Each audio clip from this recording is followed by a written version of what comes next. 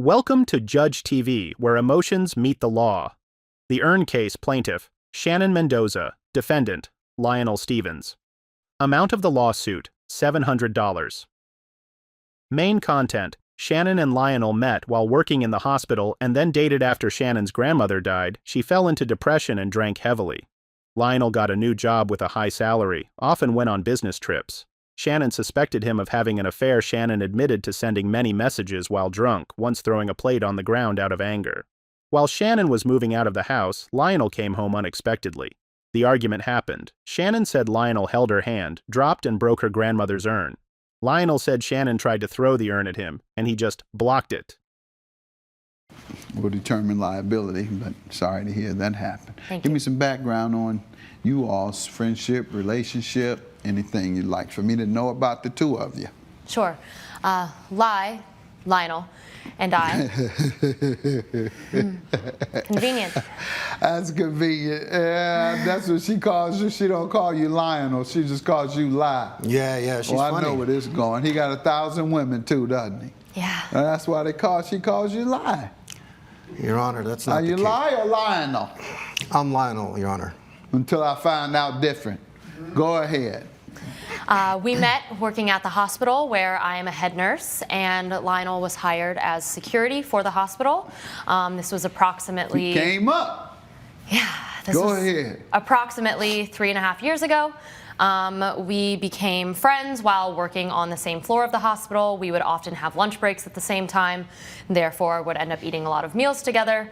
One day I had a tough day in the unit, and a patient passed away, and Lionel comforted me, and then we went out to get coffee, and while on that coffee outing, he asked me if I would like to go for a date, and I said yes, and that was sort of the beginning of things. All right, you give me some background, sir. Yes, Your Honor. As she said, in the beginning, everything was great.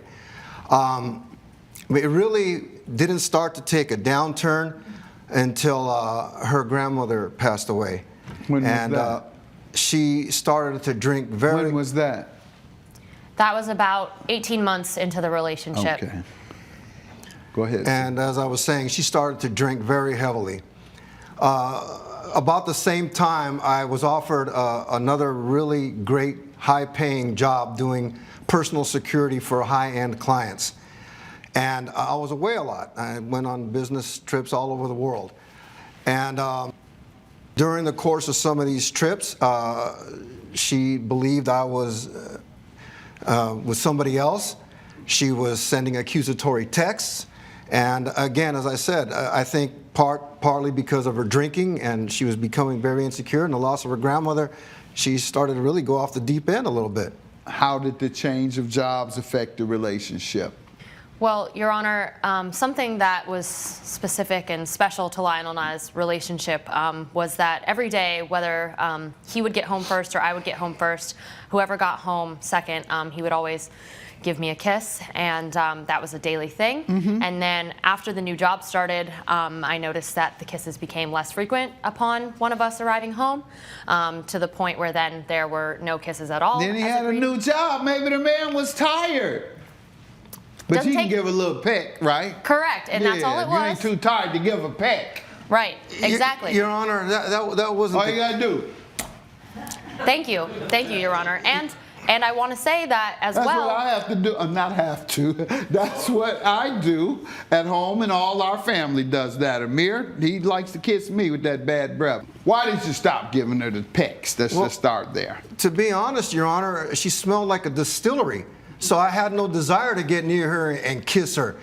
And I don't even think she knew that I was there half the time. Okay, ma'am, did you have a drinking problems after your grandmother passed? Yes, and I'm not trying to hide anything as part of this case. I unfortunately did turn to drinking as... So did you encourage her to go and get help?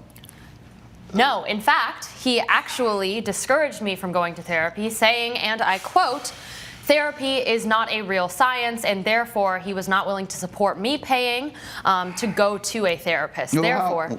Well, it sounds like you were an alcoholic. And did you encourage her to go to Alcoholic Anonymous? No, Your Honor. Why? Why wouldn't you encourage a woman who you see destroying herself because you know why she's destroying herself? Because she's depressed about one of the most traumatizing times in her life. To be honest, because I thought it was just a matter of time before it passed and she started to feel better. So I didn't think, because I always knew her as a strong woman, an independent woman, and I thought it was just... You never met an alcoholic before? No, Your Honor, not really. Please. Coming up on Mathis Court with Judge Mathis. No, Your Honor, that's not What did happen to the urn? You said something, but she picked it up in an attempt to throw it at me, and I intervened. Please, that woman wasn't throwing nothing. And later. The first one, I ended up... That's a roach in there. Get that roach, son. It's very disgusting, Your Honor. That is my first time witnessing a roach. Oh, my God. Killed it, all right. If you'll be in the Los Angeles area and want to bring your case to court, call 1-888-552-6878. You're watching Mathis Court with Judge Mathis. This is Mathis Court with Judge Mathis. Mathis Court is back with the case of Shannon Mendoza, who is suing Lionel Stevens for property damage. And so tell me what happened with the incident that caused your grandmother's urn to be turned over, or what happened there? Yeah, in the new profile, high profile job, he would tell me that he frequently had to go on trips for the job, accompanying his clients, which... Rich people? They had to remain anonymous because they were high profile clients. Yeah, going over to the islands. Go ahead. Right. And so the sort of final straw trip, I just wanted to call, and every time I would try to call, he would pick up very abruptly, and I would hear a woman's voice in the background, and he would shush, and then we would talk for about 3 minutes, and then he would say that he had to go, that work was calling him away, and so that was sort of the beginning of the end. And so I did send a couple texts when I was infuriated and a little intoxicated, but when I was in my right mind the next morning, I woke up and decided that I was going to pack up my things and move out of the apartment. And when I did that, he came home a day early and caught me mid-move as I was carrying my grandmother's urn out to my car. So when he came in, I was not expecting to see him. I was trying to move out before he got home. That way all of my stuff would be out of the way and we could have a civilized conversation. But I kept asking him upon his entry into the house, are you having an affair? Are you having an affair? And he would not admit to it. And I will admit, I got overheated. I did throw a plate, not at him, on the ground in front of him. Yes, Your Honor, I have evidence of that thrown plate. See it. Let's see the plate. This was not the only thing she threw at me. I also have evidence of the text that she would be sending me while I was at work, and this will give you a really good idea of her mindset and what I was dealing with. I came home early, Your Honor, to surprise her and try to work it out, and what I came home to was a plate being thrown at me, a pan being thrown at me, and ultimately the urn, the ashes. And in the process of attempting to protect myself and block her, the urn fell. And that's exactly what happened. That is not what happened. Ma'am, you do seem unhinged. And when he asked you, have you been drinking, your answer was, I'm a grown woman. I'm an adult, kiddo. I can hear you saying that too. I'm an adult, kiddo. It wasn't, again, when I sent those texts, I was intoxicated. However, and you threw something at him. Yes. Oh, the throwing. You threw something at him before the urn was broken. Yes, I didn't throw the plate at him. I threw it on the ground in front of him to get his attention, because over the past however many months since the new job started, it seems like nothing I could do would really get his attention, hence all of the texts. And I know that something was going on and he wouldn't fess up. And so then, after throwing the singular plate, there was no pan that was thrown. The pans were already packed in a box in the car. What was the urn when you threw the plate?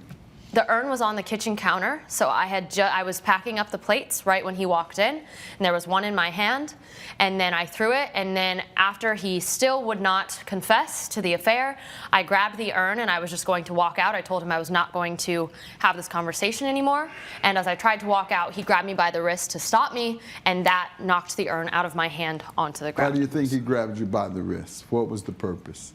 To stop me from leaving, because I told him I was not having this conversation, and he said, we are having this conversation, and so he stopped me from exiting. I was about to go out the front door. No, Your Honor, that's not What did happen to the urn? You said something, but she give me picked the it up in full- an attempt to throw it at me, and I intervened. Please, that woman wasn't throwing that. She was.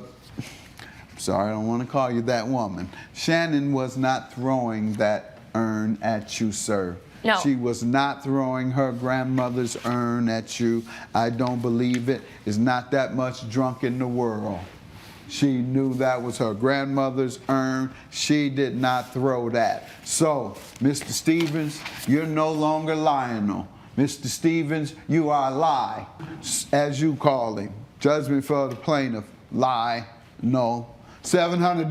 Have a good day. I don't believe you did that. Therefore, I believe you grabbed her wrist, as she says. $700 for the plaintiff. After hearing the plaintiff and defendant's arguments, dispute ensued. Shannon said Lionel grabbed her arm, causing her to drop and break her grandmother's urn. Lionel said Shannon tried to throw the urn at him, and he just blocked it. Judge Mathis did not believe Lionel, saying no one threw their grandmother's urn. The verdict: Lionel must pay Shannon $700, a very reasonable conclusion to this case. And next, let's go to the second case of the day. Alexis rents Paul's studio. After 1 week, she sees cockroaches everywhere and reports to the landlord. The landlord sends pest control workers many times, but it doesn't stop. Alexis is desperate. Adopts 2 cats with the reason that the cats catch cockroaches. The landlord finds out and says she violated the pet contract. Alexis says the cockroaches were there before and has evidence from the previous tenant. Both argue.